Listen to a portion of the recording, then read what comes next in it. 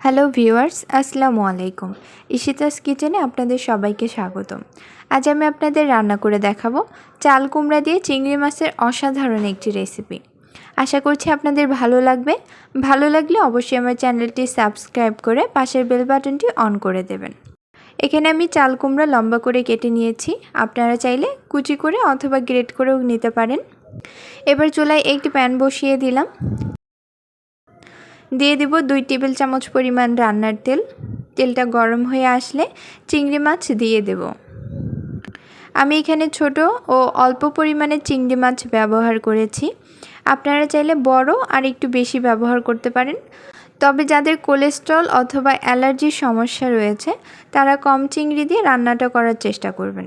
চিংড়ি মাছ ভাজা হয়ে গেলে দিয়ে দেব 1 কাপ পরিমাণ পেঁয়াজ কুচি। পেঁয়াজ গোল্ডেন ব্রাউন কালার করে ভেজে নেব।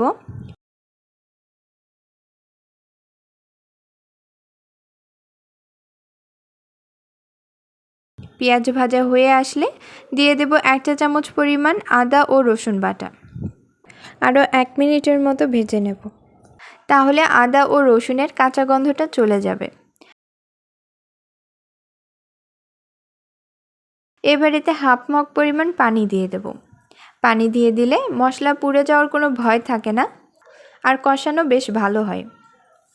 দিয়ে দিচ্ছি 1 চা চামচ পরিমাণ লবণ, 1 চা চামচ পরিমাণ হলুদ গুঁড়া, 1 চা চামচ পরিমাণ মরিচ গুঁড়া ও হাফ চা চামচ পরিমাণ ধনিয়া গুঁড়া। মশলাগুলো ভালোভাবে কষিয়ে নেব।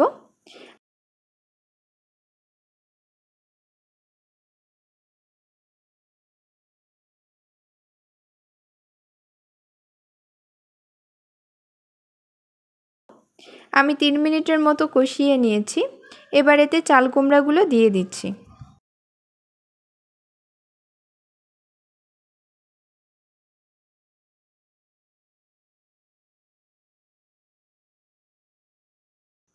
চাল কুমড়াগুলো মশলার সাথে ভালোভাবে মিশিয়ে নিয়ে ঢেকে দেব 15 মিনিটের জন্য। এই সময় চুলার আঁচ লো থাকবে। এতে করে কুমড়াগুলো ভালোভাবে সিদ্ধ হয়ে যাবে।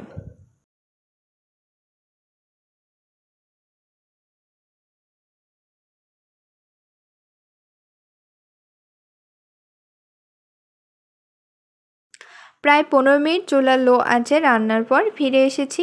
আপনারা দেখতে পাচ্ছেন চাল কুমড়া থেকে পানি বেশ বেরিয়ে এসেছে। এবার আমরা মিডিয়াম আঁচে পানিটা শুকিয়ে নেব।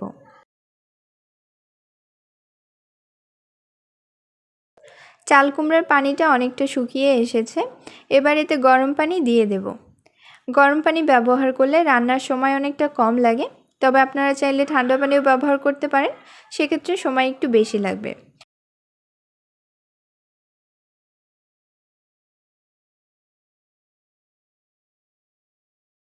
আরও 5 থেকে 7 মিনিট রান্নার পর চাল কুমড়া একদম সিদ্ধ হয়ে এসেছে আর ঝোলটা অনেকটা কমে এসেছে।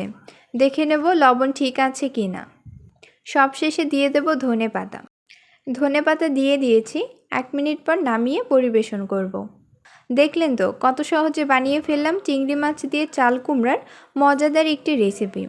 আশা করছি আমার আজকের রেসিপিটি আপনাদের ভালো লেগেছে। ভালো লাগলে অবশ্যই লাইক, কমেন্ট, শেয়ার করে আমাদের সাথেই থাকবেন। ধন্যবাদ।